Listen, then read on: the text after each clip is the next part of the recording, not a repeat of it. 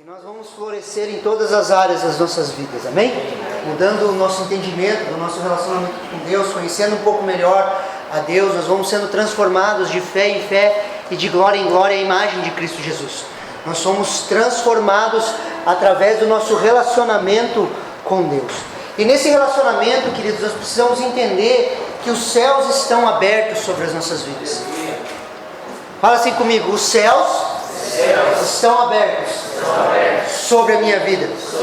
Olha o que Mateus capítulo 3, versículo 16 ao 17 nos fala.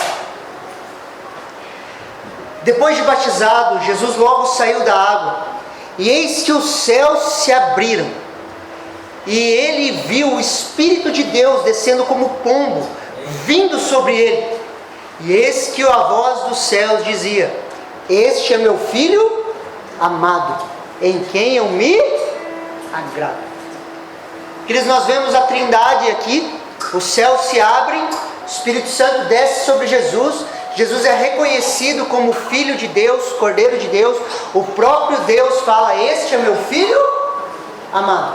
Essa palavra, queridos, aqui é cumprimento de Isaías 64, capítulo 1. Olha que interessante. Isaías capítulo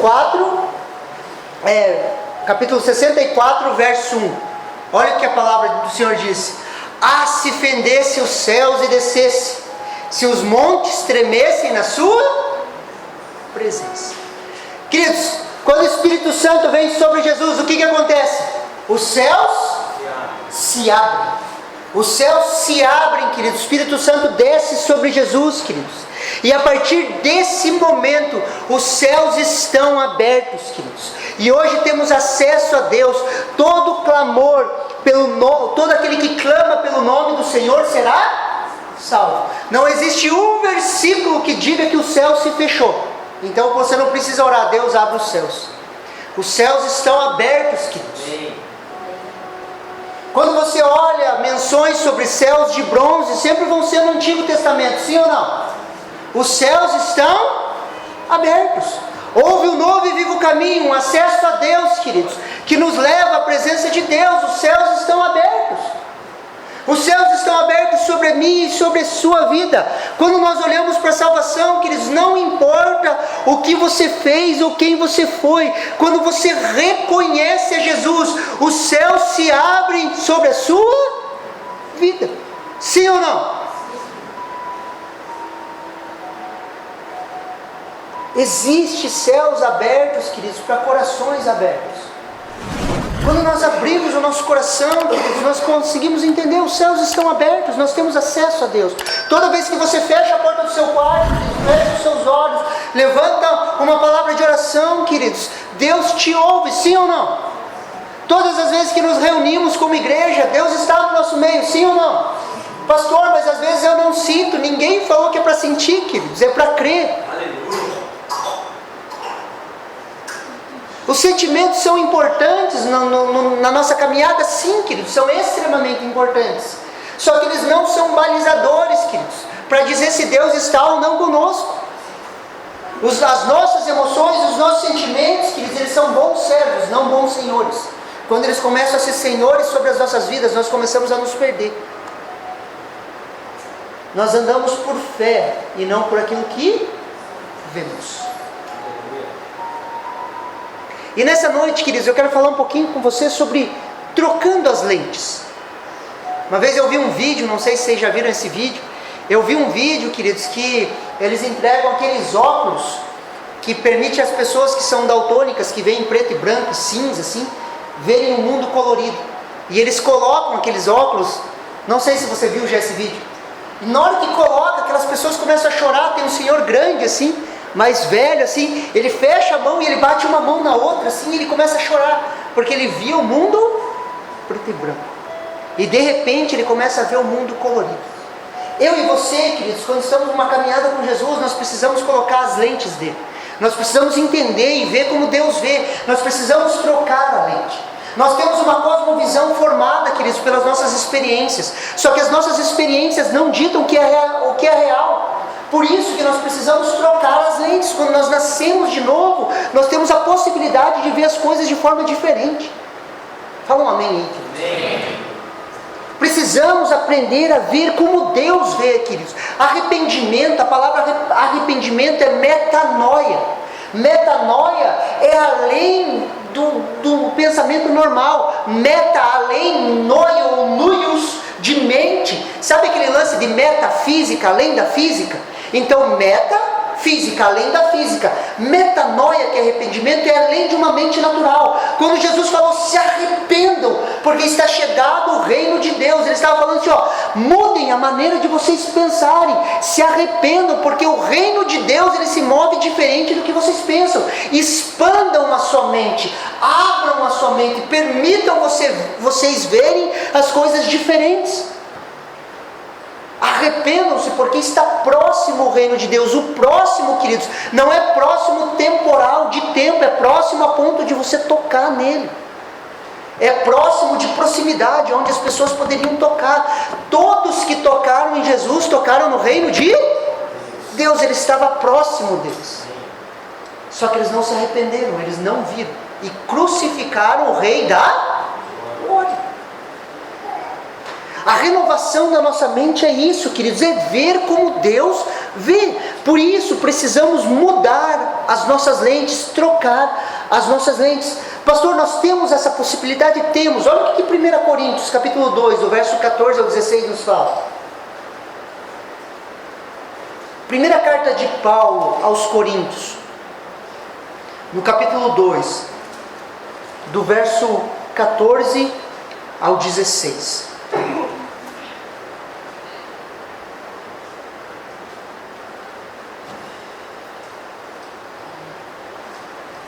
Olha o que a palavra de Deus nos fala. Ora, a pessoa natural não aceita as coisas do Espírito, porque eles são loucura, e ela não pode entendê-la, porque elas se discernem espiritualmente. Porém, a pessoa espiritual julga todas as coisas, mas ela não é julgada por ninguém. Pois, quem conheceu a mente do Senhor para que o possa instruir? Nós, porém, temos a mente de Cristo. Nós temos a mente de Cristo. Quando o apóstolo Paulo fala no verso 16, pois quem conheceu a mente do Senhor para que possa instruí-lo, ele está fazendo menção a um versículo do Antigo Testamento, a um salmo do Antigo Testamento.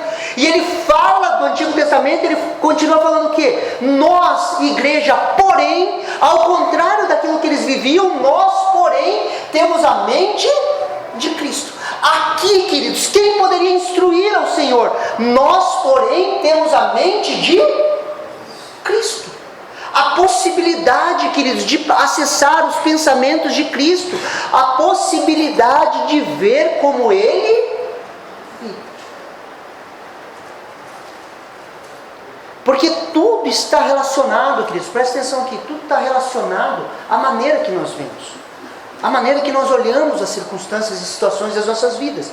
Olha o que Lucas capítulo 11, versículo 34 ao 36 nos fala. Os olhos são a lâmpada do corpo, e se os seus olhos forem bons, todo o seu corpo será cheio de luz. Mas se forem maus, o seu corpo ficará em trevas. Portanto, tenham cuidado para que a luz que está em você não sejam trevas. Pois se todo o seu corpo for luminoso, sem ter qualquer parte de trevas, será todo resplandecente, como a lamparina quando ilumina você em plena luz. Queridos, os olhos são a lâmpada. Algumas versões vão falar que os olhos são a candeia do corpo, queridos. Tudo começa com a forma que nós olhamos. A maneira que nós olhamos para as coisas.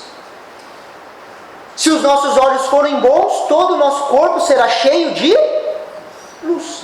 Se a maneira que eu olho, queridos, for boa, meu corpo todo vai ser cheio de luz. Sabe por quê? Preste atenção aqui. Você não vê as coisas como elas são. Você vê as coisas como você é. Nós não olhamos as coisas como elas realmente são. Nós vemos as coisas como nós somos. Temos a mesma situação, a mesma circunstância, mas olhares diferentes. Olhares diferentes. Pessoas que só reclamam, elas nunca vão estar satisfeitas, independentemente da circunstância. Nunca. Vão olhar sempre pelos olhos, queridos, da insatisfação, da reclamação. Vão olhar pelas lentes da crítica, porque são críticas. Quando somos pessimistas, vamos ver pela lente do pessimismo. Por isso as circunstâncias ao nosso redor, queridos, têm pouco a ver com os outros e muito a ver comigo. Como eu vejo as coisas. Quer ver um exemplo? Vamos fazer uma prova. Quem gosta de fazer prova aqui? Acho que ninguém, né? Vamos fazer uma prova. Distribui a prova, todo mundo sentadinho, começa a dar aquele frio na barriga, sim ou não? Você pode olhar assim e falar: estou morrendo de medo, vou tirar 0.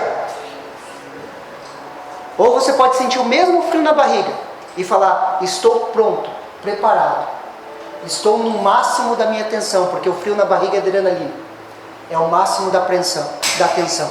Quando nós trabalhamos com educação física, em treinamento esportivo, você tem que levantar a tensão da pessoa, do jogador, de qualquer um, antes de ele entrar em campo. Ele tem que estar na adrenalina. E a adrenalina pode ser fazer ele tremer as pernas e falar: estou morrendo de medo, outro time é melhor. Ou a adrenalina pode fazer ele falar o quê? Estou pronto, vou para cima. A mesma circunstância, uma prova, um jogo, a mesma situação, olhares diferentes. A mesma fisiologia no corpo, a mesma coisa acontecendo, olhares diferentes. Consegue me entender, sim ou não? Sempre vai ter o jeito que nós olhamos. As circunstâncias ou situações são as mesmas, mas as lentes são diferentes, queridos. E esse é o tempo de trocar as lentes. Esse é o tempo de mudar as lentes, queridos. Nós precisamos, queridos, colocar sobre nós as lentes que Deus tem nos dado. E uma dessas lentes é a lente da esperança. Repete assim comigo: esperança. Esperança. Olha o que Zacarias capítulo 9, verso 12 nos fala.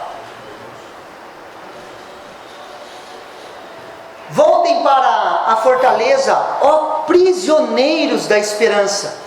Também hoje anuncio que lhes restituirei tudo em dobro. O povo de Israel, queridos, estava preso, acorrentado em esperança, porque eles desejavam voltar para a sua terra.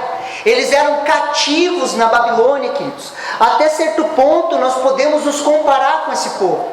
O povo de Israel foi preso, queridos, e levado cativo à Babilônia, e ele estava acorrentado com correntes de esperança. Por quê? Porque eles desejavam voltar para a sua terra. Hoje nós estamos nessa vida, queridos, sim ou não?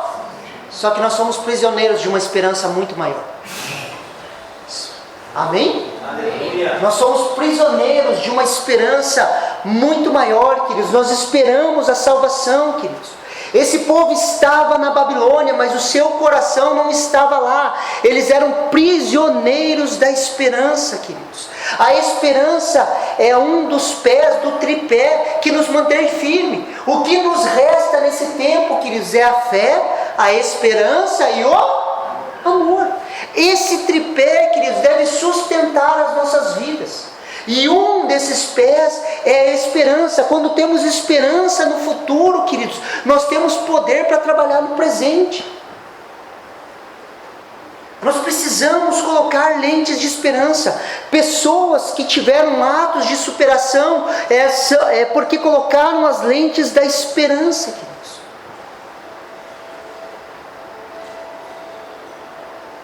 Uma definição de esperança: sentimento de quem vê como possível a realização daquilo que deseja, confiança em coisas. Em termos gerais, é a ideia de que alguma coisa boa está para acontecer. Por isso nós temos a nossa esperança em Deus. Queridos, alguma coisa boa está para acontecer. Fala um amém. Amém. Esperança é isso, queridos. Alguma coisa boa está para acontecer. Até a pior coisa que pode te acontecer hoje, agora, nesse momento, a pior coisa é você morrer. Aleluia. Sim ou não? Sim. Infartar, acontecer alguma coisa e você morrer. Espero que não aconteça com ninguém. Mas a pior coisa que pode acontecer comigo e com você hoje é morrer. Sim ou não? A morte é a nossa última inimiga. A última inimiga a ser vencida. Mas olha que interessante. João capítulo 11, verso 25. Então Jesus declarou: eu sou a ressurreição e a vida. Quem crê em mim, ainda que morra, viverá. Queridos, essa é a nossa esperança. Nós temos esperança, queridos. Quando olhamos para circunstâncias desfavoráveis, precisamos colocar a lente da esperança. Alguma coisa boa está para acontecer. Vai dar certo. Queridos, lá em Vitimarsum, se você for conversar com o pessoal, eles vão falar assim, ó, vai dar certo. Porque desde que nós começamos, vinha um problema, eu falava, vai dar certo. Vai dar certo. Criamos uma cultura de falar, vai dar certo. Antes de você falar, nossa, vai dar tudo errado. Fale, vai dar certo. Não é mandinga, queridos, não é superstição, queridos. É simplesmente uma lente que você coloca, vai dar certo. O amor de Deus está sobre a sua vida, sim ou não?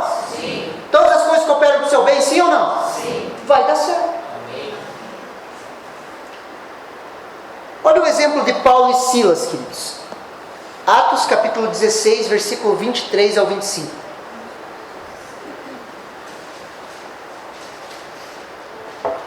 Atos 16, do 23 ao 25. Olha o que a palavra de Deus nos fala. E depois de lhes derem muitos açoites, os lançaram na prisão, ordenando ao carcereiro que os guardasse com toda a segurança. Este, recebendo tal ordem, levou-os para o cárcere inferior, prendeu os pés deles no tronco. Por volta da meia-noite, Paulo e Silas oravam e cantavam louvores a Deus, e os demais companheiros de prisão os escutavam. Paulo e Silas, queridos, tiveram uma ação sobrenatural. Eles estavam fazendo a obra de Deus. A circunstância não era favorável. Eles colocaram a lente da esperança e cantaram louvores ao Senhor. Queridos, eles foram açoitados, colocados no cárcere inferior, o pior lugar da prisão, queridos, era extremamente ruim o lugar onde eles estavam. Circunstâncias desfavoráveis, estavam servindo a Deus, queridos, e cantaram louvores. Não sei você, mas eu fico constrangido. Eu falo, se fosse eu estava reclamando e brigando com Deus. Queridos, a gente não aguenta um embate, queridos. Se você for evangelizar alguém e falar, sai daqui, eu não quero vocês aqui, você já sai chorando, estou fazendo a obra do Senhor, ainda tem que ouvir essas coisas. Os caras apanharam, e apanharam bastante ainda. Olha o contexto, vamos para o contexto, para a gente entender isso. Olha que interessante o contexto. Vamos voltar um pouquinho, você que está com a tua Bíblia aberta. Atos 16, capítulos do 6 ao 10. Imagine, queridos, agora eu quero que você entre na história comigo. Imagine, você está numa obra missionária. Deus encheu seu coração, você está fazendo a obra de Deus, está pregando o Evangelho, está fazendo tudo certinho. Sabe aquele lance assim, estou debaixo da bênção de Deus, o favor de Deus, estou no centro da vontade de Deus. Era Paulo aqui, ok? Paulo e Silas estavam no centro da vontade de Deus. E percorreram a região da Frígio-Galata, tendo sido impedidos pelo Espírito Santo de pregar a palavra na província da Ásia. Por quem que eles foram impedidos? Pelo Espírito? Não foi pelo cão, tá? Pelo Espírito Santo. Chegando perto de Mísia, tentaram entrar para Betina, mas o Espírito de Jesus não... Imagina, você está fazendo a obra, você tenta entrar na Ásia, o Espírito Santo fala, não, para cá não, volta. Você tenta entrar em outro lugar, o Espírito de Jesus se manifesta e fala o quê? Não, para cá não, vocês vão para outro lugar.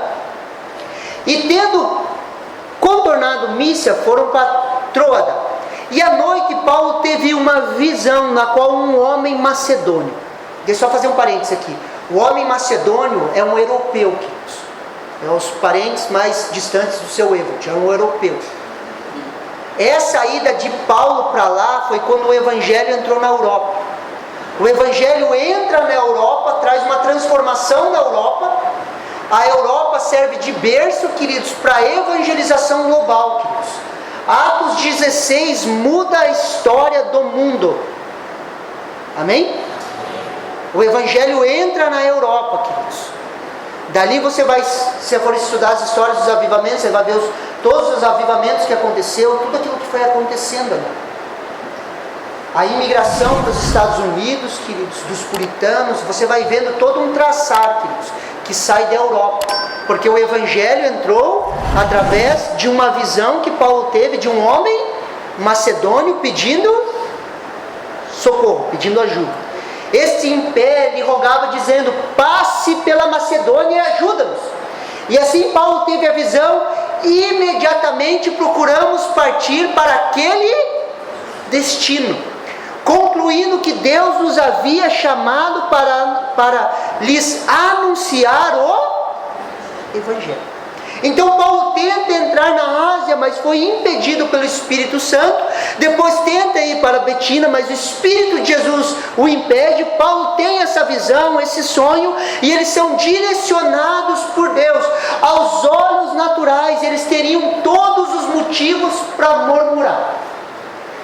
A gente quis entrar aqui, você não deixou, Deus. A gente quis entrar aqui, você não deixou. Agora nós entramos aqui e apanhamos. Além de apanhar, nós fomos presos, estamos acorrentados no cárcere inferior, e você pode estudar o que é o cárcere inferior, você vai ver que é extremamente nojento o lugar que eles estavam, era quase a fossa da prisão. Eles estão acorrentados, presos ali, e o que eles fazem? Cantam louvores ao Senhor. Se a gente continua a história, já na Macedônia, eles expulsam um demônio de adivinhação de uma garota, são açoitados e presos, eles olham com as lentes da esperança, alguma coisa boa está para acontecer. Agora vai comigo lá em Atos 16, 26.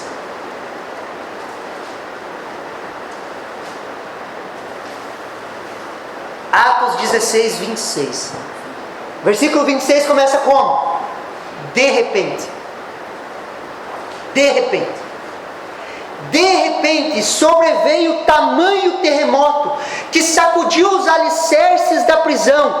Todas as portas se abriram e as correntes de todos os presos se soltaram. O carcereiro despertou do sono e, vendo aberta as portas da prisão, puxando a espada, ia suicidar-se, pois pensou que os presos tinham fugido.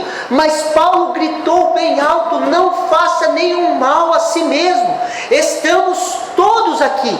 Então o carcereiro, tendo pedido uma luz, entrou correndo e trêmulo, prostrou-se diante de Paulo e Silas. Depois, trazendo-os para fora, disse: senhores, o que devo fazer para que seja salvo?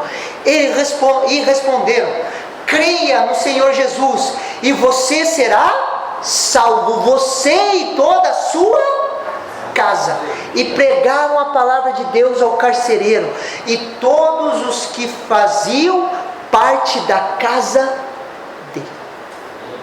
A salvação chegou à família do carcereiro, pessoas foram salvas, algo de bom aconteceu. E algo de bom aconteceu de repente. Queridos, existe o de repente de Deus. De repente uma situação desfavorável ela muda, queridos. De repente algo acontece. Eles estavam orando, queridos, receberam a ordem de Jesus para ir para Jerusalém, estavam orando, queridos, e de repente veio um vento impetuoso. De repente a história muda. Queridos, existem os de repente de Deus, mas eles estavam no processo, queridos. O que eles estavam fazendo? Cantando louvores e adorando a Deus. Eles não estavam murmurando, eles não estavam reclamando, por mais que eles tivessem, queridos, de forma natural, queridos, até uma justificativa para murmurar. Posso te dar um bom conselho? Sim ou não? Você vai ficar bravo comigo? Para de reclamar. Aleluia.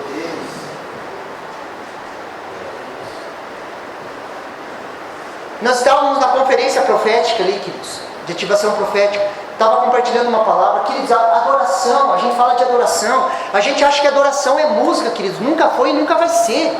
Ninguém foi chamado para o louvor. Posso ouvir um amém? Queridos, é um serviço na casa de Deus, queridos, que dura 1 hora por semana. Deus te chamou para tocar 1 hora na igreja. Isso não existe, queridos. Adoração, queridos, é a nossa vida rendida ao Senhor. Adoração, queridos, é a gente fazer o nosso trabalho bem feito. Adoração é lavar bem a louça dentro de casa. Adoração, queridos, é não jogar a toalha molhada na cama. Aleluia. Adoração, queridos, é o homem pegar uma vassoura e passar uma vassoura na casa. É um ato de louvor e adoração a Deus, queridos. Adoração é limpar a calha, queridos. Sim ou não? É adoração a Deus, queridos. Tudo que nós fazemos é um ato de adoração. A nossa vida é um ato de adoração. Só que nós gostamos, queridos, dessa subcultura que nós criamos dentro da igreja, queridos. Adoração, queridos, é quando nós saímos dessa porta para fora na segunda-feira. Quando a gente não fala mal do nosso chefe. Aleluia. Pastor, você não conhece, é um endemoniado. Que bom, você está no lugar certo. Sirva como se servisse a Jesus. E o contexto que Paulo escreve, sirva como servisse a Jesus, ele está falando para escravos que não tinham direito. Eu acho que nós estamos muito melhores. Sim ou não? Sim. Isso é um ato de adoração, queridos. Algo de bom está para acontecer. E a gratidão, queridos, é o combustível dessa esperança. Olha o que 1 Tessalonicenses capítulo 5, verso 18 nos fala. Em tudo, deem graças, porque esta é a vontade de Deus para vocês em Cristo Jesus. Às vezes o crente fica orando: Deus, qual que é a tua vontade, Deus, para a minha vida? Deus, qual que é a tua vontade para a minha vida? E a gente espera um plano especial, né? Porque nós nos achamos especiais, né? E a gente espera que Deus dê um plano especial para as nossas vidas, né? Que a gente seja assim uma forma diferente de pessoas, né? Queridos, o plano de Deus para as nossas vidas começa com isso. Porque a vontade de Deus para mim e para você é que a gente seja grato em tudo. Em tudo é em tudo. Em tudo, queridos. Deem graças a Deus. Paulo viveu isso, ele viveu a gratidão. E não é algo teórico, queridos. Quando agradecemos, nós geramos esperança. Queridos, se você me conhecesse uns anos atrás, queridos, eu acho que era irreconhecível, queridos. Eu só reclamava. Pensa num cara para reclamar. Uns amigos meus falavam para mim assim: você é o cara mais pé no chão que eu conheço. Não é que eu era pé no chão, eu era extremamente pessimista. Reclamava de tudo, criticava tudo. Tudo, queridos, tudo. Na escola, onde eu estava, tudo. Tá todo mundo errado e eu certo. Não sei como eu cheguei a essa conclusão. E tem gente grande já, 40 anos, que está todo mundo errado e ele certo. Sim ou não? Sim. E talvez seja a gente, né? Consegue me entender? Sim ou não? Sim. Gere gratidão, queridos. Comece a agradecer. Um coração grato entende isso aqui, ó. Romanos capítulo 8, verso 28. Sabemos que todas as coisas cooperam para o bem daqueles que amam a Deus, daqueles que são chamados segundo o seu propósito. Não importa o que você está passando, queridos, olhe com as lentes da esperança. alguma coisa boa vai acontecer. Deus, na sua infinita graça, faz todas as coisas cooperarem para o nosso bem. Todas as coisas cooperam para o nosso bem. Coloque as lentes da esperança, queridos. Lembre, algo bom está para acontecer. Às vezes a gente fica nos pensamentos estranhos, queridos. Você pode olhar para mim e falar: pastor, mas o melhor de Deus já não veio? Queridos, o melhor de Deus já veio, que é Cristo Jesus, sim ou não? Sim. Mas o melhor de Deus ainda está por vir, queridos. Quando Cristo Jesus voltar, a nova Jerusalém descer do céu, o reino de Deus for implantado sobre a terra, o pecado ser aniquilado, todas as lágrimas serão enxugadas, queridos. Não haverá mais morte, dor nem sofrimento. Nós vamos ter um novo corpo, queridos. Um corpo igual ao de Jesus. Então o melhor de Deus ainda está por vir. Queridos, nós temos promessas de avivamento sobre a nação brasileira, sim ou não? Sim. Queridos, eu creio de todo o coração que o melhor para o Brasil ainda está por vir, queridos. Nós vamos viver uma igreja saudável, crescendo, uma igreja viva, queridos. É esperança. Nós temos que tirar os nossos olhos das nossas dores, das nossas dificuldades, das nossas aflições. Nós precisamos trocar a nossa lente, tirar a lente do pessimismo, queridos, começar a colocar as lentes de Cristo, viver com lentes de esperança.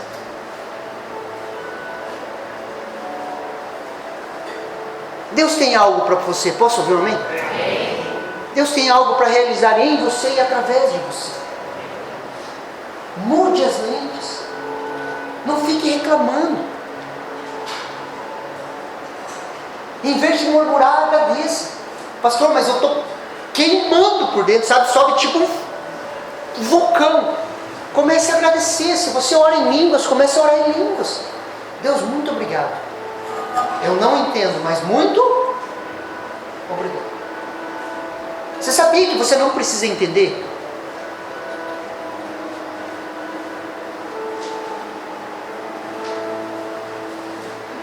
Sabe qual que é o grande problema? Deixa eu falar uma coisa aqui para você. Quando eu falo assim que você não precisa entender, você não precisa entender mesmo. Nós nos colocamos como prumo da vida. Lembra que eu falei da cosmovisão? Existe uma cosmovisão que é construída, queridos, em todos nós. A cosmovisão, resumidamente, é a maneira que nós vemos o mundo. E ela vai sendo criada pelas suas dificuldades, lutas, dores, alegrias, tristezas, e vai formando uma cosmovisão. De repente você encontra Cristo Jesus, queridos, essa cosmovisão, ela não é aniquilada, é em cima dela que você vai construindo uma nova visão através da renovação da mente, e você vai se tornando um ser único. Amém? Você nunca vai encontrar um crente igual ao outro crente, queridos. Um crente que veja a Deus, a Bíblia da mesma forma. Por quê? Por causa que Deus vai se misturando com a sua história, sim ou não? Deus não descarta, não apaga a sua memória, você constrói uma cosmovisão. Qual que é o grande problema? Nessa cosmovisão, construção da maneira de você ver a vida, infelizmente eu e você nos colocamos como prumo. Você já percebeu que você, 90% das vezes, você está certo nas discussões que você tem, só que você está certo dentro da sua cabeça. As coisas deveriam ser assim, assim, assim, mas meu chefe está fazendo assim, assim, e é... Sim. Porque dentro de você existe um filtro crítico, e você se coloca como prumo, e você não gosta de dar um passo para trás. Será que isso é verdade? Daí você chega na igreja e fala o quê? Tinha que ser assim, assim, assim. Me deu o pastor, se torna seu inimigo. Aleluia.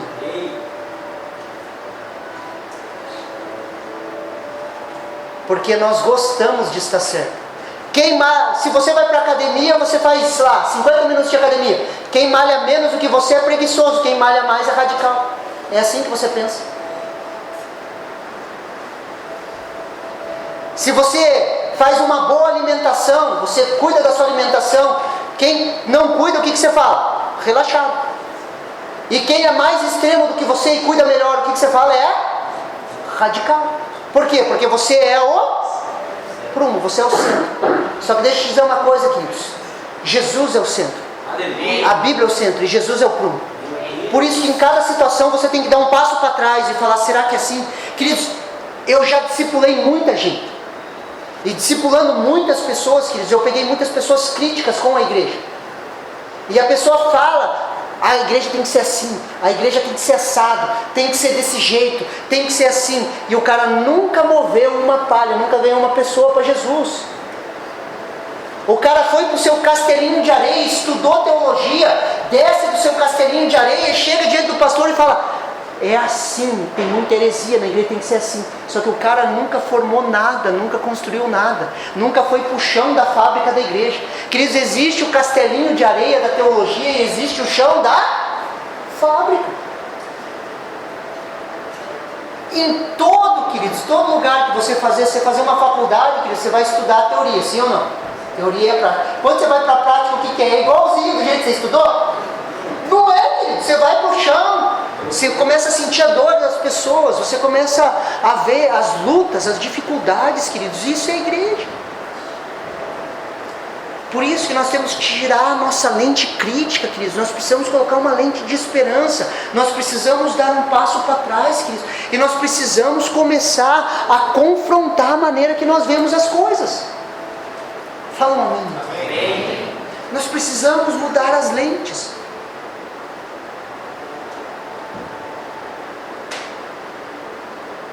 Sabemos que todas as coisas cooperam para o bem daqueles que amam a Deus, daqueles que são chamados segundo o seu. Todas as coisas cooperam para o teu bem. Se você está aqui hoje, queridos, há uma mão invisível de Deus te guiando, mesmo que você não veja, mesmo que você não entenda. Se você está aqui hoje, queridos, é porque Deus te trouxe para cá.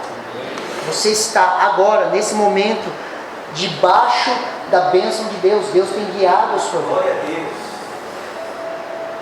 Vamos ter lutas e dificuldades? Vamos, nessa fase, na próxima fase das nossas vidas.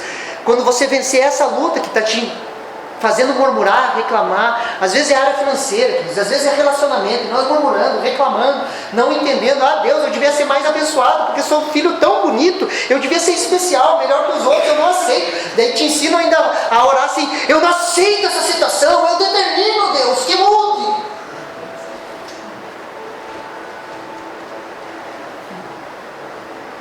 A gente não determina nem em casa, filhos. Imagina se eu chegar para minha esposa e falar, eu determino que você faça um café. Você vai ver eu chegar de olho roxo. Nem em casa eu não determino, queridos. Eu vou determinar para Jesus.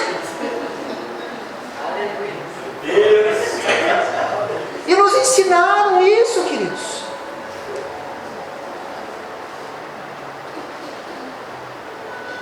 Uma vez pregando, Deus me falou uma coisa, queridos. Em cima do púlpito pregando, queridos. Numa igreja em Morretes, queridos. Há 18 anos atrás, eu estava pregando numa Assembleia de Deus. No meio da pregação, ali é mais aleluiado, né? No meio da pregação, Deus falou assim para mim, e eu falei para eles, né?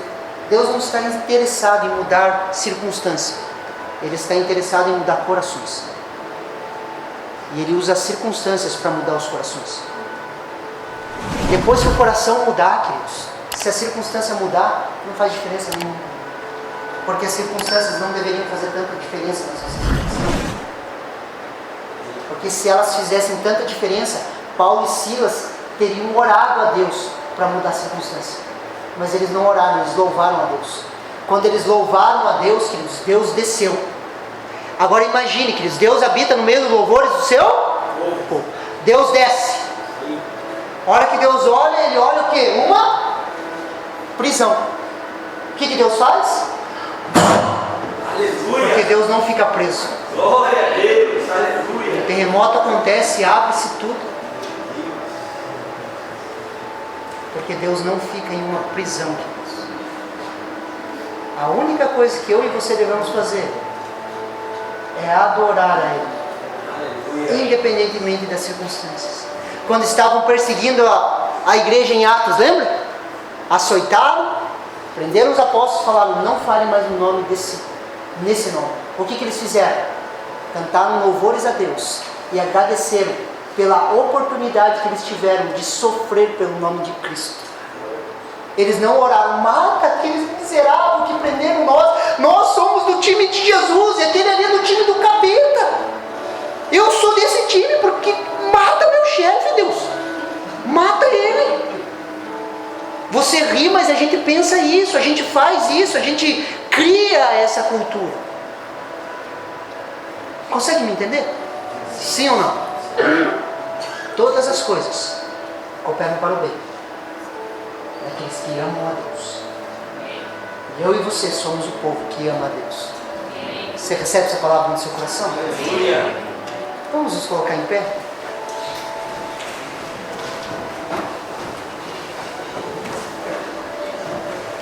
Eu gostaria que